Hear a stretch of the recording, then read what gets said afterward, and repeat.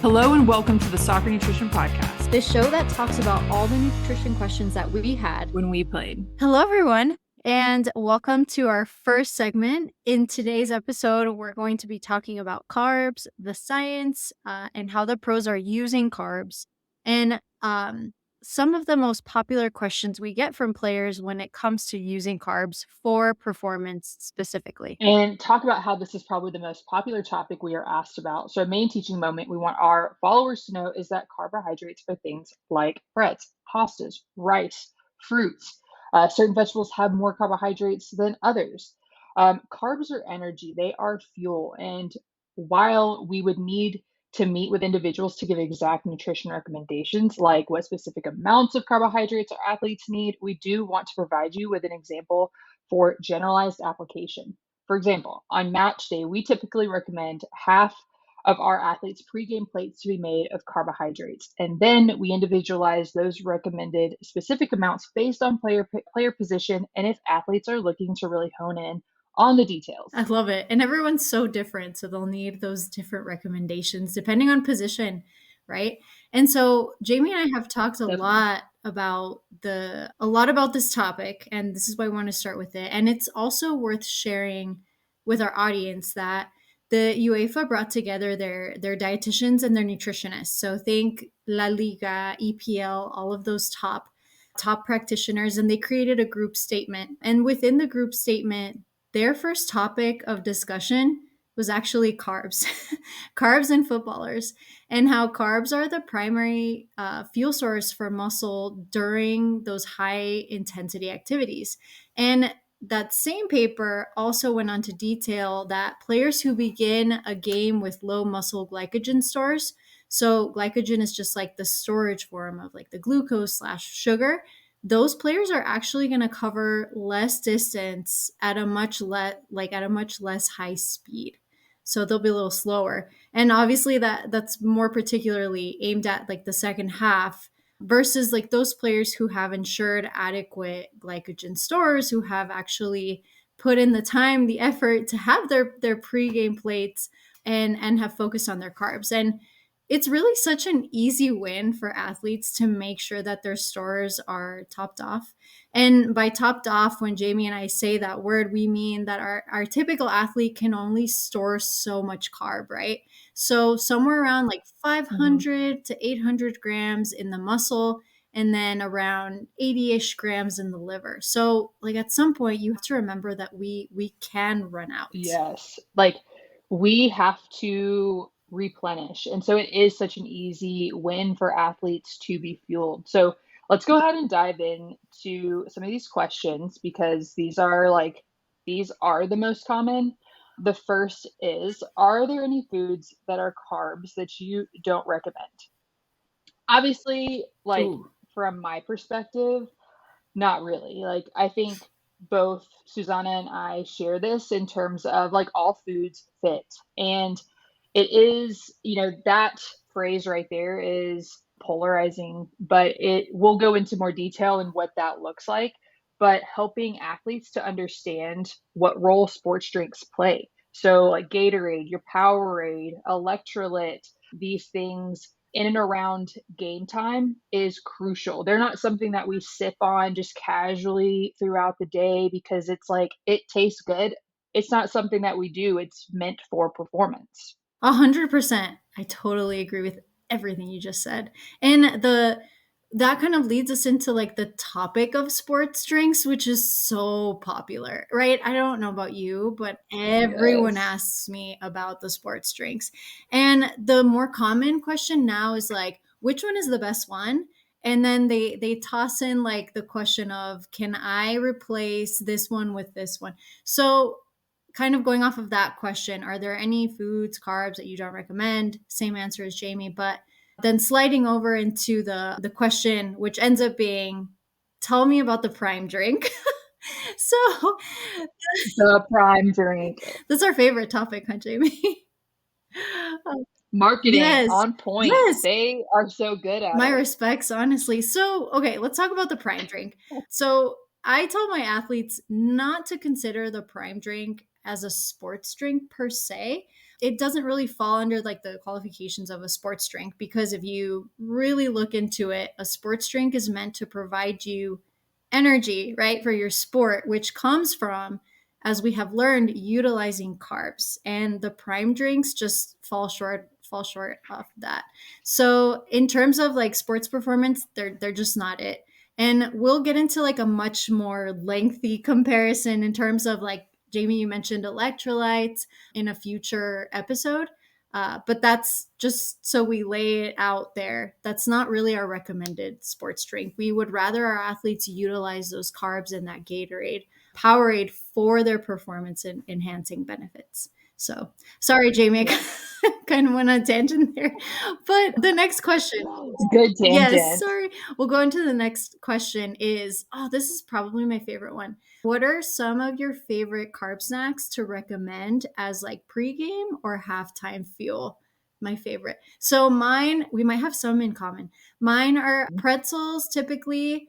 I really like applesauce, the strawberry flavor. Oh, yes. And honey sticks I really love. And then my go-to absolutely are Rice Krispies. Jamie, I know you have Mhm. Yeah. So we do share kind of some mood similar you're in. ones. I also love I love pretzels, that. like the saltiness, like I That's like the great. crunch. They're a little bit more substantial, so if I feel like I need something, they're a good one for me. I am also a huge fan of gummy bears. I think that they are just so fun to use, and I also it's a texture thing for me. And then applesauce and Teddy Grahams. Like I kind of rotate between the 4 of them. Yeah.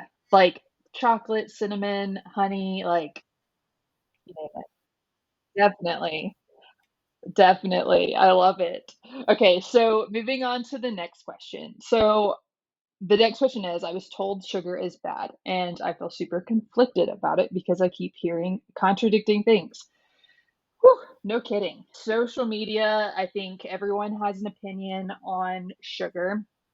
And I'll go first. So I feel like when we approach food, I think labeling is really unhelpful. So I think it's important that we are not labeling food as good or bad, healthy, unhealthy. I don't think these labels are very helpful when we are looking at specific scenarios. And they also can contribute to like added guilt or shame when we do eat them, which isn't very helpful for our mental health.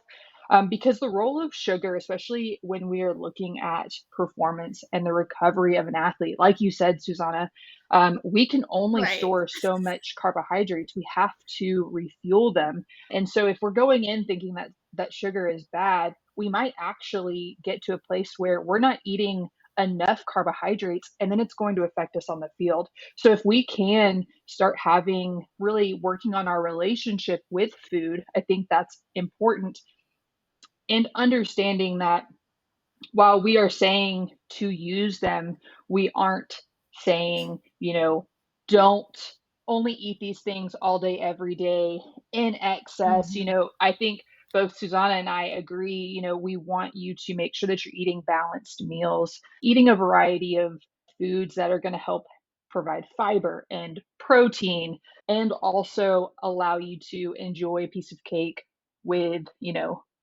with your family or at a teammate's birthday party. Like, food is energy, food is comfort, it's tradition, it's nourishment. We're coming up on another round of holiday celebrations. So being able to do that and not feel stress or guilt, I think is really important. I agree. That's huge. And the what you brought up at the beginning, the social media piece, it can be so confusing.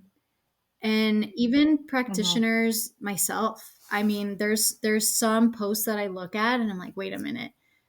What does the research say? Let's go back and take a look. So there is a lot of Mhm. information out there. So let's take all of the information that we get with a grain of salt and really look into our resources and dig deep to find the truth.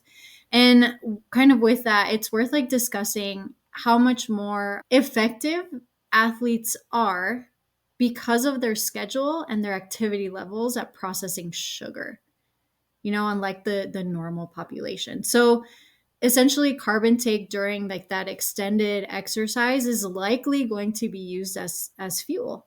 And then carb immediately after exercise is going to be used to replenish like those stores that we lost in the liver and the muscle.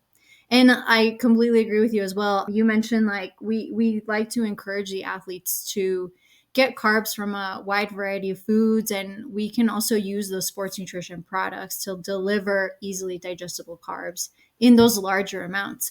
And I think the best way to break things down is to give kind of like a real life example. So the studied recommendation for carb intake for like a longer duration exercise is 90 grams per hour. And I mean, most of our footballers obviously hopefully are playing longer than, an hour. And a lot of those are short, intense bursts of speed at like repeated rates, right? Especially if you're more of a winger versus, say, a goalkeeper. So sometimes those rates can go up to, say, 120 grams per hour. And we look back at this and we want these to be consumed quickly and efficiently. So we often have to look to things like simple sugars, which is sort of where the concept of Gatorade and maybe even sweets from like simple carbs comes from, because we need to find a source that's going to rapidly, help our athletes get that Yeah, energy. and I'm gonna just kind of like come in here because like 120 grams of carbohydrates is not No, easy to just no, consume. Um, like even at a meal, that's that a is a lot of. lot at a meal. And if you're trying to do that in and around like running, like maybe it's halftime, like to be able to get that in, a sports nutrition product like a sports drink that has those carbohydrates are going to do Mhm. it, or are going to be more easily Right, digested right. for the athlete. Like I think that's the main takeaway I think that we want to share, is that these products can be very helpful and beneficial to deliver that energy. Exactly, exactly. It's just so quick and simple. Okay, on to Mhm. the next question that kind of correlates with this topic is, what about the dyes in sports drinks? Jamie, you're professional at this Yeah. conversation, I feel. So I know that this is a very controversial topic. There is still a lot of research that's coming out. So I am just sharing the information and the research that is currently out there. I do want to highlight, definitely check out Food Science Babe and Unbiased SciPod. Those two accounts on Instagram, fabulous accounts for getting updated science information. They both speak on this topic. But whether you're a parent or you're an individual who is, wanting to make sure they're making the best choices, if you think your child is sensitive to food dyes, I always want to encourage you to do what's best for you. And if that's avoiding them, then that's avoiding them. If you don't like the idea of them, that's okay. You can avoid them. This isn't blanket recommendations for anybody. So yeah, you have that autonomy. So when it comes to like food dyes, I think the most common statements that I hear regarding this are the belief that people think that they are banned in other countries.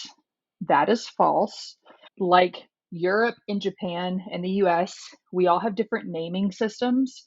So red dye 40 here in the US is actually E129 in Europe. So it's not, you won't see the same name, you will see a different name. It's the same thing. Okay. The myth that they cause cancer, that is false, and there is no evidence supporting this claim. And the myth that they cause ADHD, that is also false. So the evidence for this claim is false in the amounts that they are in our foods. I think it's really important for people to understand that the dose makes the poison. So even water, which we know to be necessary and good for our body, water at in too much can become dangerous because it can cause hyponatremia. So, and that's not good. So people have died from that. But that doesn't mean that water in and of itself is dangerous. It just means at that amount, it is not good. So, same with these food dyes. You can take it for what it's worth. But there is one fairly new research that does support a small population of children. It does support them avoiding food dyes because it has shown that they are impacted by them.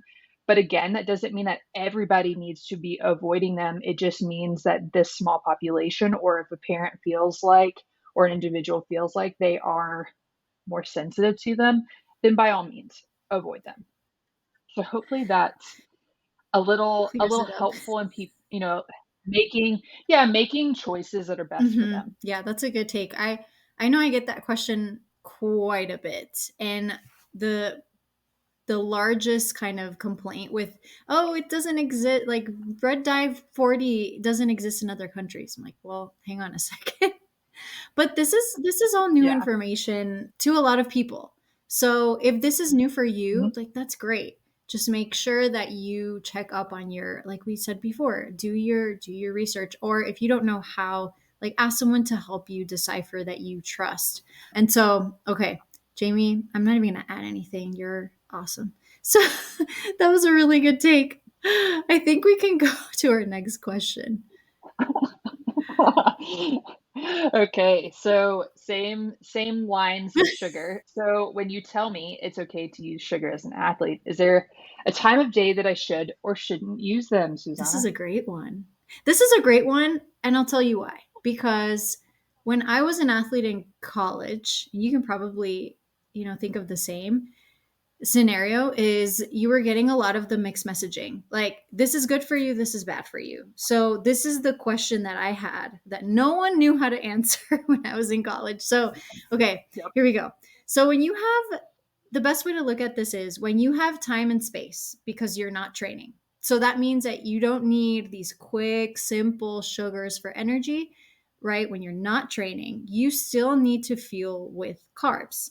So at those moments in time, you can choose carbs that you won't be utilizing super close to the game during the game. So we already talked about which ones were our favorites. So it's like the Rice Krispies treats, the sweets like the crackers, the Gatorade. So away from training, that's when it's not a prime idea to utilize those. So when you're away from training, you want to opt for more nutrient dense, like whole grain, high fiber, minimally processed. Your more, we'll say, wholesome foods that you can't afford to have when you're about to play and maybe you don't want Mhm. like a stomach ache.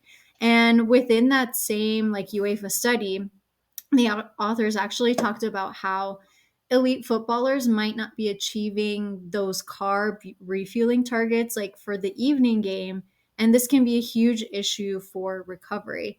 And we can kind of dig deeper into this in another episode, but it's that after the game I'm not super hungry, what do I do? But it's like 10 o'clock and it's time for bed.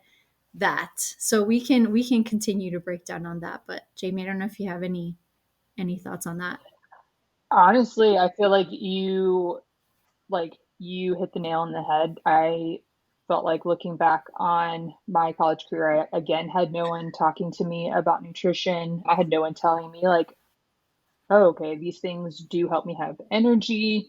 What do I need when I'm in the off Mhm. season? What does that even look like? And so I think that it is important to, make sure that you are having carbohydrates that have higher fiber. That's going to help you feel full. It's not going to be helpful so close to Yes. your game. That's not what we're saying.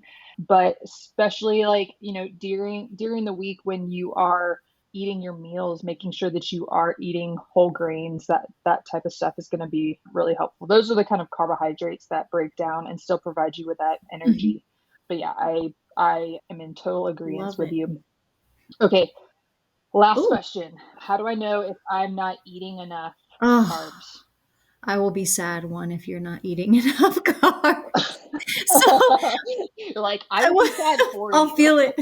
So the I think the take or the giveaway for me is you're going to start feeling lightheaded. At least that's what a lot of my athletes report feeling is. I just feel really lightheaded. They get headaches, kind of like dragging without energy. You'll notice Mhm. some other kind of sub factors. You'll notice it takes a little bit longer for you to recover. And I start seeing it manifested in people's sleep. Like some athletes will come out of a film session and tell me like, "Hey, I just fell asleep almost the entire session. I don't know what's wrong."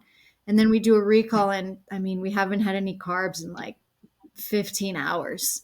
It's really stressful. So, Ugh. having like trouble focusing, occasionally like injuries and people tending to get sick more easily in more advanced levels. So, this is where you're at as a player. If you have GPS or like player tech data, you can see it. You'll start to notice it in terms of like your endurance and your field coverage as well as like your sprint speeds. If that is much lower than average, I would recommend you check in with a dietitian or also check in on your stress and your sleep. Those are maybe two things Jamie and I don't specialize in, like the stress and the sleep segment, but those are two things you should look at as well. Jamie, I don't know if you have any other like maybe specific cases where you've increased carb and seen success in.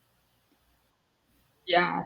I think that, like, with my population that I tend to work with, I think that there's a lot of brain fog going in, like, throughout their class schedule. Mhm. There's brain fog. Again, they're not focusing, um, with class, like, they're really struggling to be present even with their friends. Um, and I just had a little brain fart, Hey, you need some more carbs? but I know, I really do.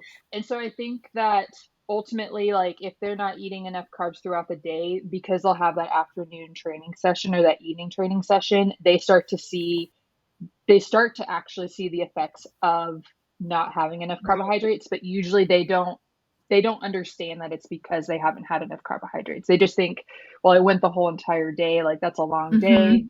yada yada yada. But in fact, it's because they haven't eaten enough, and specifically, they haven't had enough Right. carbohydrates. Right. Completely agree. I feel it too. You know, even as a dietitian practitioner, like there's times when the hangry thing, right? And it's That's hangry, it. the That's what word, that's hangry. what was in my Hangry is head. a word and a feeling, definitely. So, completely understand. Yeah. Getting getting easily irritated, I Yes. think what I've heard from parents is like, maybe it's just like my teenager is just Like a hitting mood. that stage and it's like or maybe they just haven't had enough Mhm. carbohydrates and it's a real thing. Like when we don't have food around us, we start to get more Mhm. anxious. If we haven't had enough carbohydrates, we can feel more anxious. And then it's just like irritation with Right. everybody, with Right. everything. I agree. And a good take home point for that is how to avoid that. Pack pack a just in case. I know you have one. I'm sure Oh you my have one. gosh. Every dietitian I know has one, and parents are particularly Backpack, yeah. car, There's everything. one like in the seat of, you know, It's like the been there window. for forever, but it's literally just in Yeah, case. those pretzels that have been in the back of the seat and just, you know what? Honestly, if they haven't expired, Just yeah, go we're for we're good. it. Sometimes you just need to have something. Oh gosh, okay. These were really Yeah. good questions today. I think some just ending kind of some tips that we already looked over. Our recommendation to just try your best to eat balanced meals that include like the fiber, the grains, fruits, veggies, protein, and enough carbs, which we learned is important today. And know that one meal is not going to make or break your performance. Of course, like trying your best to time your intake, we talked about that, timing your intake in relation to your exercise, and the best time to enjoy your sugar is probably not around times of heavier inactivity. Super important. And yeah, and as always, please reach out to a registered dietitian for help. Thanks for joining us today, and we will see you next time.